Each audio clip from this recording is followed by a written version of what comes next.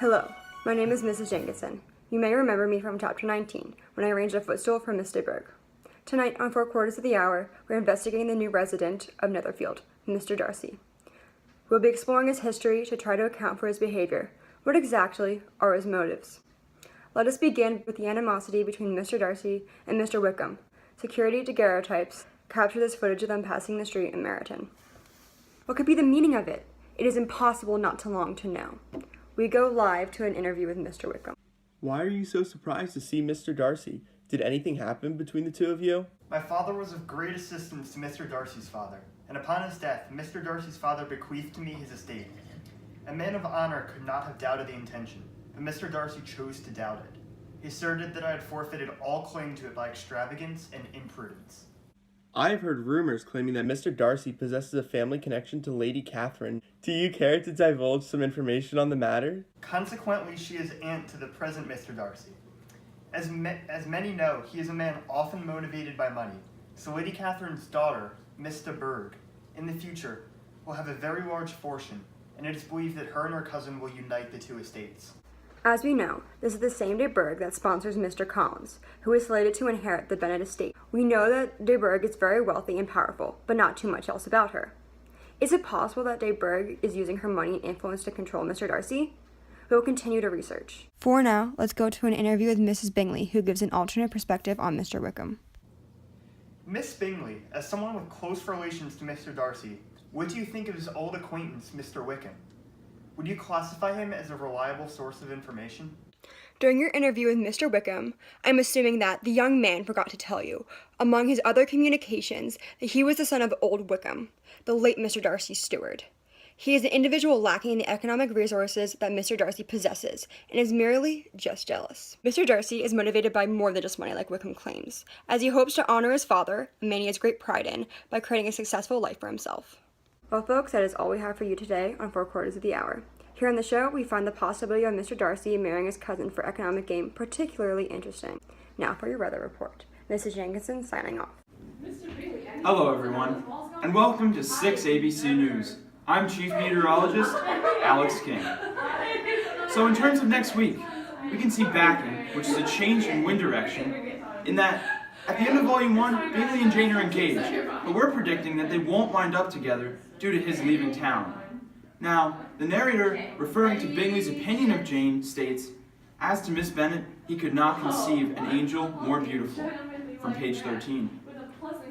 And also, on page 108, he quotes, "It is evident by this," added Jane, "that he intends to come back no more this winter."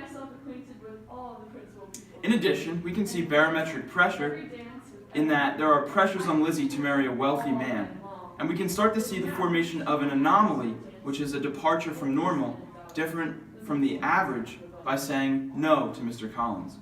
Lizzie will stray from tradition and marry somebody her parents do not approve of based on her history of rebellion. Mrs. Bennet states on page 101, "She is a very headstrong, foolish girl, and does not know her own interests, but I will make her know it." In addition, on page 103, Mrs. Bennet states, "But I tell you what, Miss Lizzie, if you take it into your head to go on refusing every offer of marriage in this way, you will never get a husband at all, and I am sure I do not know who is to maintain you when your father is dead." Now, additionally, we can see a drought coming on between Charlotte and Lizzie. When your best friend marries a guy that asks you to marry him, disappointment arises. Their friendship will suffer due to her accepting Colin's proposal, and it will become hostile. Now, the narrator quotes on page 117, "Between Elizabeth and Charlotte, there was a restraint which kept them mutually silent on the subject, and Elizabeth felt persuaded that no real confidence could ever subsist between them again." Now, additionally, on page 115, the narrator states, "She had always felt that Charlotte's opinion of matrimony was not exactly like her own, but she could not have supposed it possible that, when called into action, she would have sacrificed every better feeling to worldly advantage." Now also, we see an occluding front, which is what happens when a cold front and a warm front meet.